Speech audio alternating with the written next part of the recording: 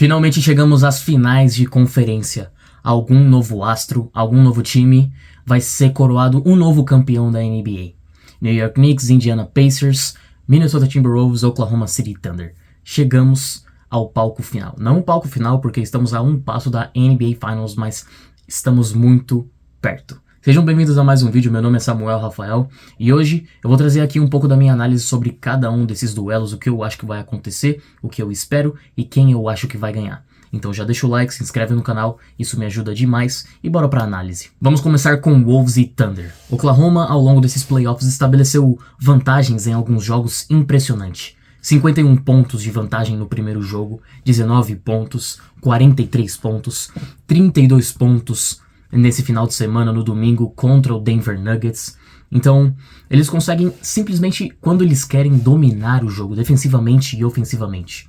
Agora, os Wolves ganharam em 5 jogos nos dois confrontos que eles tiveram, contra os Warriors e contra os Lakers. Então, estamos vendo um duelo de, muitas vezes, dominância, altos, muito altos para Oklahoma, e constância absoluta de Minnesota, principalmente ofensivamente, que eu estou impressionado o que Minnesota vem performando ao longo desses playoffs, certo?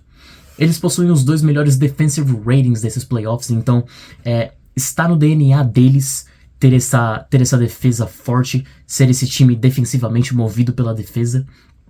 E o Anthony Edwards, na temporada regular, ele teve um retrospecto de 22 pontos por jogo, 36% do field goal e 31% da bola tripla, o que não é bom, porque isso só mostra o conjunto de peças que o Oklahoma tem para parar um jogador como Anthony Edwards. Lu Dort, Shai Gilgeous-Alexander, J-Dub, Cason Wallace, Alex Caruso, são jogadores moldados, preparados para parar jogadores como Anthony Edwards, e ele não teve um tempo fácil contra Oklahoma nessa temporada regular.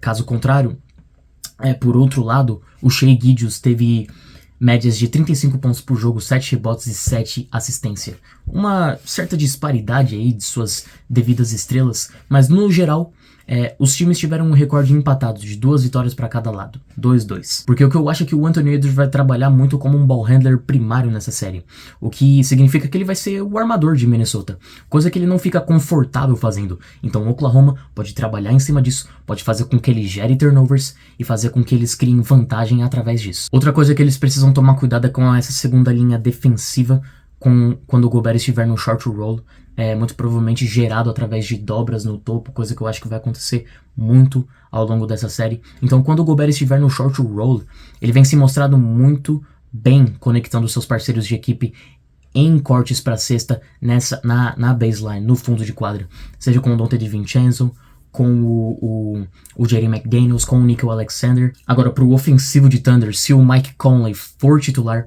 é sinal verde para explorar o veterano, seja em diversos tipos de ações, em off-ball movement, em cross matches, explorá-lo em cross matches, ou em até pick and rolls invertidos.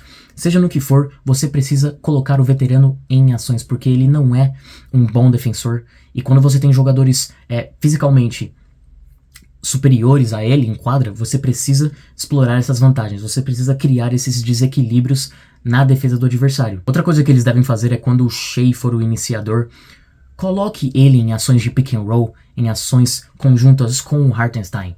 Traga o Gobert para cima, tire ele de dentro do garrafão, porque o Gobert é um dos melhores shot blockers da liga, ele consegue proteger o aro muito bem. Então, no momento em que você clareia esse fundo de quadra, abre uma possibilidade, abre oportunidades para que os outros jogadores infiltrem, seja com a bola, seja sem a bola. Para finalizar, eu acho que eles deveriam dar uma chance para o Isaiah Joe nos 2 primeiros jogos, porque você está enfrentando um dos melhores times em bola tripla da liga, o Minnesota Timberwolves. Então, revidar fogo com fogo muitas vezes funciona. Mesmo que ele tenha se mostrado inconsistente ao longo dessa temporada, muitas vezes, mas dê uma chance para ele nos 2 primeiros jogos. Se ele estiver quente, continua usando ele. Se não, tira ele e continua com a sua rotação, que você já está funcionando muito bem com Wiggins, Wallace e Caruso. Falando defensivamente do Minnesota Timberwolves, eu acho que eles deveriam jogar em drop. Mesmo que você esteja pegando um Oklahoma confiante, vindo do jogo 7, com o peito erguido, você pode sim continuar jogando em drop, não contestando todas as bolas, não fazendo fortes closeouts, porque eles vêm se mostrando um dos times mais inconsistentes ofensivamente. E o ponto principal é contra um time talentoso como eles, infiltrando para a cesta, você precisa limitar os toques dentro do garrafão deles. Então jogue em drop, proteja o garrafão, porque querendo ou não, os Wolves são um dos melhores times da liga fazendo isso nessa pós-temporada. Eles são o segundo time, o segundo melhor time, limitando pontos dentro do garrafão. Outra coisa que eu acho um pouco mais específica, mas que eu acho que funcionaria muito bem, é que quando o J-Dub estiver com a bola na mão, corte as linhas de passe, faça com que os seus outros jogadores pressionem os jogadores e induza o J-Dub a jogar no 1 contra 1 contra o Anthony Edwards. Eu acho que isso seria muito interessante porque o J-Dub, querendo ou não, é o jogador mais inconsistente de Oklahoma nesses playoffs. Porque no momento em que você derruba a segunda opção ofensiva do time adversário, o ataque se limita muito mais. E o Anthony Edwards é um bom defensor e ele vai fazer um bom trabalho na maior parte do tempo contra o J-Dub. Então faça com que ele se sinta mais sozinho, em isolation, e faça com que ele tenha que criar o próprio arremesso, porque aí o ataque de Oklahoma vai se sentir muito mais limitado. Ofensivamente para os Wolves é bola tripla. Começa a série forte na bola de 3, ganha o respeito da defesa, que assim vai abrir mais espaços para a infiltração. Você precisa do Julius Randle e do Anthony Edwards gerando o máximo de arremessos possíveis perto do aro. Mesmo que você seja um bom time da bola tripla, você conseguir gerar arremessos lá dentro é muito importante. E falando em Anthony Edwards, como a gente está falando aqui sobre ele assumir esse papel de armador, parte do papel de armador é ser paciente. Então no momento em que o Anthony Edwards se encontrar em ações de pick and roll, em screen, seja paciente, coloque o defensor na sua cintura, faça um raio-x da quadra e entenda qual é a melhor decisão, seja no passe, seja no pull-up, seja no que for. Você precisa ser paciente para que você não comece a perder muito a bola. E outra coisa, a segunda unidade de Minnesota precisa vir forte ofensivamente. Porque o banco de Oklahoma é muitas vezes eles que trazem a energia defensiva e simplesmente mudam o parâmetro do jogo e tomam controle do jogo completamente através da defesa.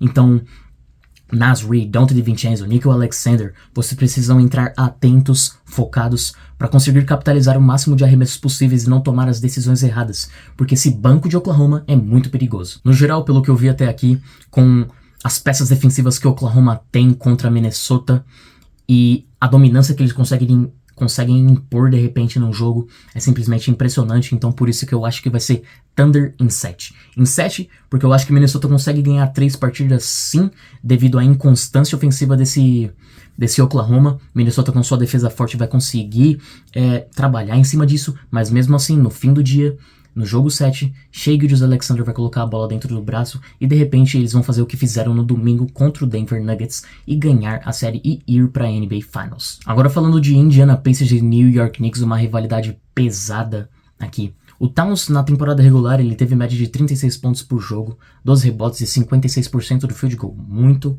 bom. Os Knicks vão enfrentar um dos piores times em rebotes da liga. O que fica de curiosidade é essa disparidade, porque Nova York é um dos melhores times em rebotes da liga. Na temporada passada eles se enfrentaram na semifinal de conferência, eles foram a 7, mas no jogo 7 o OG Anunoby estava machucado, o Brunson estava machucado e o quinteto titular inteiro do Indiana Pacers teve dígitos duplos na pontuação. Mas no geral, nos últimos 10 jogos, os times estão empatados, 5 vitórias para cada lado. Eu acho que para começar os Knicks precisam se impor defensivamente. Eles são um excelente time ofensivamente. Muito do que eles conquistaram até aqui na pós-temporada foi através do ataque, muito por conta da defesa também, mas principalmente por conta do talento ofensivo. Mas quando você está jogando contra o melhor ataque da liga nos últimos 2 anos, que são os Pacers, você precisa se impor defensivamente de alguma maneira, coisa que nenhum dos times até aqui conseguiram, nem os Bucks, nem Cleveland. Então, de alguma maneira, você precisa achar respostas para o ataque de Indiana. A segunda unidade dos Pacers pode ter o maior impacto que já tiveram até aqui, contra Nova York. E eu estou falando especificamente de Benedict Mathurin e Obi Toppin. O que eles estão trazendo em quadra é simplesmente impressionante. Eu sempre adoro ver eles entrando em quadra e mudando o jogo para Indiana, mantendo o controle do jogo ou ajudando numa reviravolta. Eu tô falando sobre simplesmente infiltrar para a cesta, pressionar o aro ou espaçar a quadra. O Mathurin e o Obi são dois alas que conseguem fazer um pouco de tudo dentro de quadra, e isso é muito bom para Indiana. Os Knicks possuem um sistema de screen muito diversificado, e quando a gente supõe que o Andrew Nembhard vai ser o defensor primário do Josh Hart, a gente fica pensando, porque o Josh Hart muitas vezes é utilizado como screener. Ele é o cara que faz o corta-luz. Então, no momento em que ele faz o corta-luz, quem tá defendendo o corta-luz é o Andrew Nembhard. E isso, automaticamente, vai fazer com que Jalen Brunson, Mikal Bridges, OG Anunoby e Karl-Anthony Towns vejam oportunidades imediatas de atacar o Andrew Nembhard na fisicalidade, porque o Andrew Nembhard é o pior defensor desse time. Ele é baixo e não tem força. Então, no momento em que você enfrenta jogadores como Jalen Brunson, que eu já citei aqui, OG Anunoby, esses caras vão partir pra dentro na hora. Agora, defensivamente, os Knicks vão precisar de velocidade na rotação. Porque o que os Pacers adoram fazer é cortar pra dentro e passar de volta pro perímetro. O famoso kick out. No momento em que você faz o kick out contra um time teoricamente lento de Nova York, você vai colocar eles em rotação defensiva e vai começar a gerar oportunidades melhores para arremessar do perímetro. E eles vêm sendo muito bens. Muito bom do perímetro. Eles vêm capitalizando as bolas necessárias, principalmente o Haliburton, o Aaron Nesmith e o Miles Turner. Esses caras, se eles acharem os arremessos corretos do perímetro através dos kickouts, irmão, vai ficar perigoso para Nova York. Outra coisa que o Haliburton pode fazer é explorar o Karl-Anthony Towns como defensor de pick and roll, porque ele não é um bom defensor no drop. O Towns não consegue defender no drop, ele não tem vertical suficiente para isso. Então, se você utilizar o Miles Turner como uma lob threat, como uma ameaça de lob, você vai começar a pressionar a defesa de Nova York muito mais. Vai começar a explorar essa deficiência que eles têm muito mais. Isso pode ou gerar pontos, ou gerar faltas, carregar o Towns de faltas, o que seria... Ambos os cenários seriam muito bons para Indiana. Outra coisa, o Towns não pode individualizar muito. Série passada contra Boston, eu via muitas vezes ele individualizando o jogo. E isso muitas vezes deu certo, sim. Ele se deu bem nesse cenário. Mas agora você tá indo contra um dos melhores, ou melhor shot blocker dos playoffs. No Miles Turner, tá liderando a liga em tocos. Você não pode querer individualizar o jogo muito, porque querendo ou não, o Miles Turner é um bom defensor, sim. Então tome a decisão correta, porque se você começar a errar muito, Indiana não vai ter pena e vai começar a converter cada um dos erros em pontos de contra-ataque, sim. Agora, Indiana não tem um backup center. Eles não têm um pivô decente vindo do banco.